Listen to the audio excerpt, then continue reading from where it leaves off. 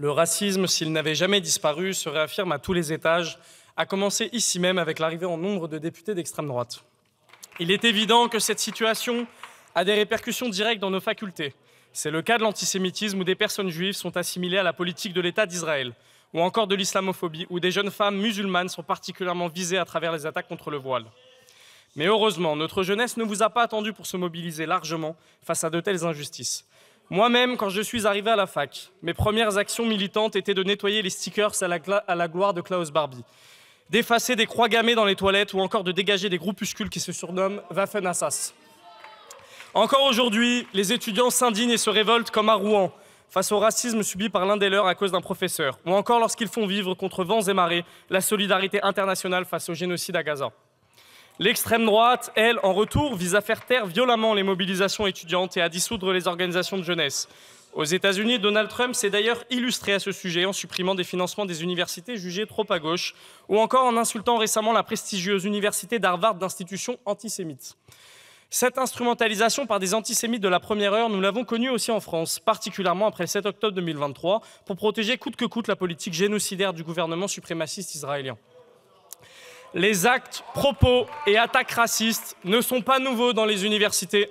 Depuis des années, les organisations étudiantes alertent sur le manque de moyens des missions égalité qui, bien qu'elles ne traitent pas toutes du racisme, sont déjà débordées et peinent à prévenir, traiter et accompagner les victimes. Bel effet d'annonce, une proposition de loi sur l'antisémitisme dans l'enseignement supérieur, ça en jette. Et de l'autre côté, vous enchaînez les coupes budgétaires qui ne permettent pas aux universités de lutter efficacement contre ces phénomènes. Aucun des deux rapporteurs n'a souhaité parler de la question du financement de ces missions égalité-diversité, alors que c'est la condition nécessaire à leur déploiement et à leur fonctionnement. On l'a bien compris, pour le gouvernement, l'important c'est la communication, même si ces lois sont inapplicables. Et dans le fond de cette loi, vous avez d'ailleurs fait très fort.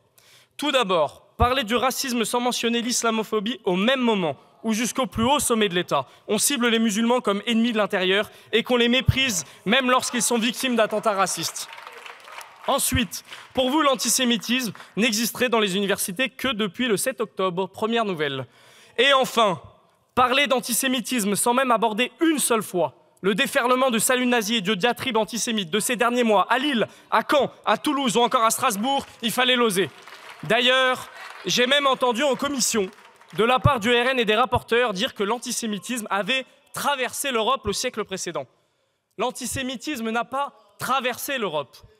Ça a été un moteur raciste qui a animé toutes les politiques discriminatoires durant des années. Toute la presse, les libéraux et l'extrême droite en tête de gondole ont entraîné l'Europe entière dans un carnage sans nom que nous étions d'ailleurs déjà les seuls à affronter. Il n'y a pas de nouvel antisémitisme. Il y a malheureusement un antisémitisme bien ancré dans cette société française, alimenté ici même sur ces bancs. Si l'antisémitisme, comme tout racisme, existe malheureusement partout dans la société, le dernier rapport de la CNCDH démontre en effet que les préjugés antisémites sont bien plus marqués à la droite et à l'extrême droite de l'échiquier politique. Et que celui observé chez les personnes de gauche est, je cite, sans comparaison avec celui observé à l'extrême droite et chez les proches du Rassemblement national. Le cadre que vous posez sur l'antisémitisme est tellement bancal qu'il permet soit de lutter inefficacement contre, soit de l'instrumentaliser à des fins répressives. Arrêtez de distinguer l'antisémitisme de la lutte contre toutes les autres formes de racisme. Elles ont toute leur histoire, leur propre construction sociale et leur manière d'expression violente sur les personnes qui en sont victimes. Oui, toutes les formes de racisme ont des spécificités. Et pourtant, liées entre elles, s'inscrivent toutes dans un combat commun. Le célèbre auteur décolonial Frantz Fanon l'avait d'ailleurs bien compris. Quand vous entendez dire du mal des Juifs, tendez l'oreille, on parle de vous. Cette loi pourrait totalement s'inscrire dans une volonté de lutter contre tous les racismes et formes de discrimination, dont l'antisémitisme, si elle n'était pas entachée d'une instrumentalisation de cette même question. Il crée, notamment par son article 3, que vous tentez de réintroduire, qui attaque directement l'autonomie des universités. Il crée une section disciplinaire extérieure, présidée par un membre de la juridiction administrative, affaiblissant nos instances universitaires et introduit des fautes floues, comme porter atteinte au bon fonctionnement, pouvant servir donc à réprimer les manifestations et associations étudiantes. À l'heure où Trump s'attaque aux universités, où une des rapporteurs spéciales de l'ONU alerte sur les répressions des mobilisations étudiantes, nous ne devons plus que jamais défendre les libertés académiques, de réunion et d'association. Je vous remercie.